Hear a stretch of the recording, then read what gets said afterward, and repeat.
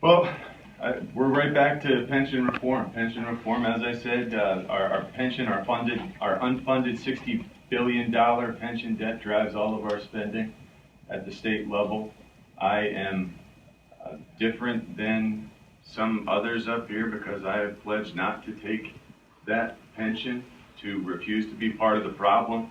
I have repeatedly said this needs to be done yesterday, last year, the year before that. This has to be stopped immediately. New employees need to go into a 401k type system.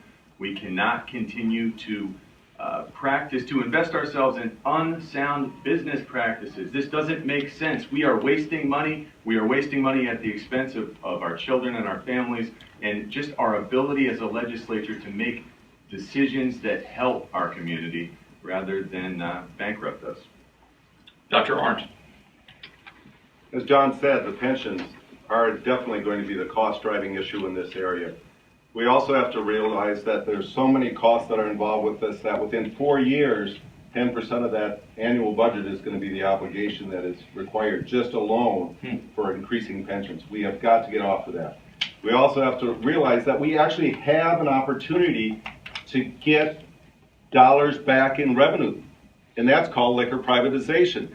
I actually did the numbers to look at what we have. We have $530 million a year that we receive in revenues. Of that, $425 million is from tax revenues. So we have $105 million that we have in revenues. However, we have an expenditure because we own and we operate these liquor stores of $122 million.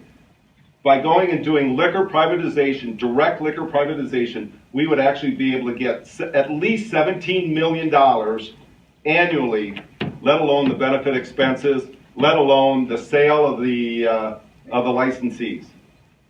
Mr. Harper. I think one of the biggest issues facing the district is not only the quality of education, but the cost of education. It's a big tax burden for most of us who live in the district. And personally, I'd like to get more bang out of my buck.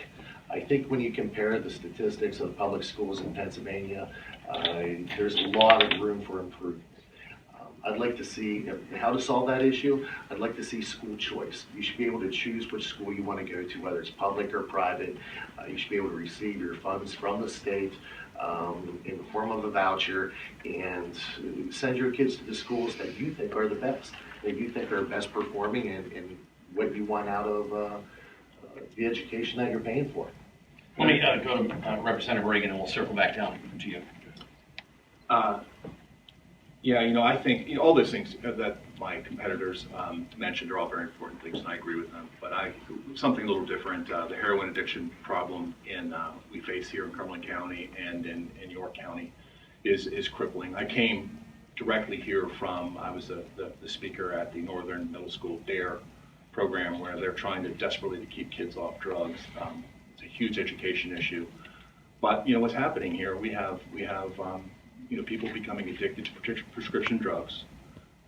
When they can't get them anymore, they turn to sticking a needle in their arm, and they're dying in record amounts. I think 300% up in York County, 200% up in Cumberland County. It's a huge problem, and it's not an inner city problem anymore. It's a middle class problem. Kids, my wife and I know 5 families who've lost children to heroin overdoses. It's a massive problem. It's within the schools, and we need, through education and through enforcement, really work hard to correct this problem. Now, do you think that has, and we'll come right back to you, sir, do you think illegal immigration and our borders being open, especially Mexico, I know the Middle East as well, but Mexico is one of the biggest heroin producers along with Afghanistan and several others, but isn't that part of the problem? Doesn't it get back to the fact that too many people are coming into the country? We don't know who they are and what they have? That's a great point, Ken. Great point. It's Mexico being a source country, people coming in, and it's a way for them to make money. It's a huge money maker. Unfortunately, people are getting rich off our American kids dying, and we need to, from an enforcement level, put those who are committing these distribution crimes in jail, number one. But number two, we have to work to educate kids, and then number three, I don't think it's really valuable to put a heroin addict who's not selling drugs in prison. We need to work on rehabilitating these people so they can become productive members of society. Thank you. Mr. Ritchie. It would have been wonderful for the legislature to pass a budget on time last year to get this ABC MAPS program funded that would prevent doctor shopping and help eliminate the addiction problem to opiates. But getting back to what Scott was saying, education is crucial. That is high on the list of priorities for me. We have the Common Core, we have these tests that we give every year to our kids in 3rd, 4th, 5th, 6th, 7th, 8th, and 11th grade. And right now we have a real opportunity, a window of opportunity for some brainstorming, some new possibilities. The legislature has lifted the graduation requirement, the graduation contingency from the Keystone exams for our high schoolers. Now they're saying, hey, so to me that signifies they're saying, hey, maybe this system doesn't work as well as we hoped it would. We have a chance to work around these Let me federal let and state mandates. Mr. Reagan get in here. Reagan, to rebut. Yeah, I just want to rebut what John said about us being unable to pass a budget.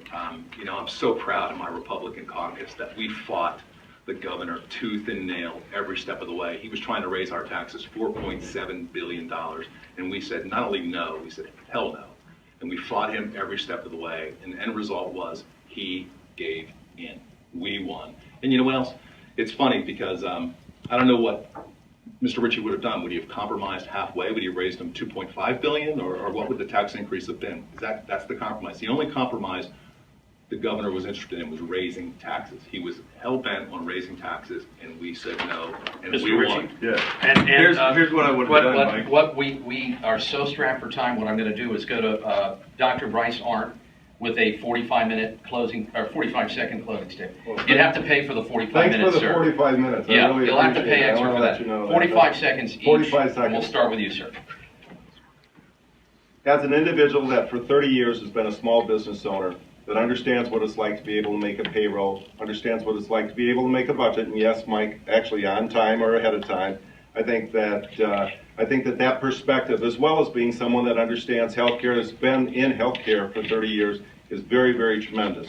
The important for us as our communities moving forward to solve many of those problems that are occurring on Capitol Hill.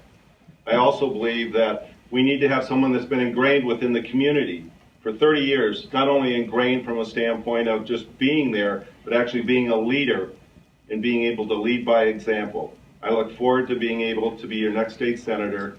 I would appreciate the consideration and ask for your vote. Thank you, sir. Mr. Scott Harper, 45-second closing.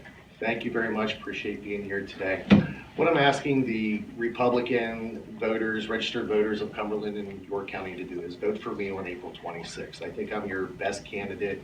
If you want reforms, if you want an outsider to come into Harrisburg and do the necessary reforms to make Pennsylvania a better place to live, reside, retire, I'm the candidate.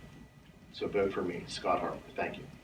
Mr. Ritchie, 45 seconds, sir. For the budget impasse, here's what I would have done, Mike. I would have been a leader by example. I would have demanded that legislature and the governor and his staff lock themselves in a room for as long as it took to get a budget hammered out. Because if this were truly government for the people, that's what would have been done. They should have said, hey, if we don't get this budget hammered out, real people will suffer. And that's exactly where we sit right now, all these months later. There is little personal accountability in government. There's a dearth of hard work. That's what I represent. I want to make a change. I'm not running for this seat for a job. I'm running for this seat to make a difference. We need a fresh outlook in our government. That's what I represent. I represent honesty and integrity and doing the work that it will take to make Pennsylvania a better place for our future. Representative Mike Regan, 45-second closing statement, sir. Okay, first I'll say that I guess John will learn if he ever gets there that the rank and file aren't in the room with the governor when we're discussing budget deals. But let me just say this. 30 years ago, I took an oath to protect and defend the Constitution of the United States, and I've done that. My desire to serve didn't come 2 weeks ago, 2 months ago, 2 years ago. It came 30 years ago. And I have worked as a U.S. Marshal. I have, deprived my family of my presence many times because I've been all over the world fighting crime, fighting drugs. And I love the fact that I was able to serve my country. And I love that I'm able to serve now as a state representative. And I would love the opportunity to serve you as your senator. Thank you very much. Gentlemen, thank you for a very informative and spirited debate. You've been listening to News Radio WHP 580.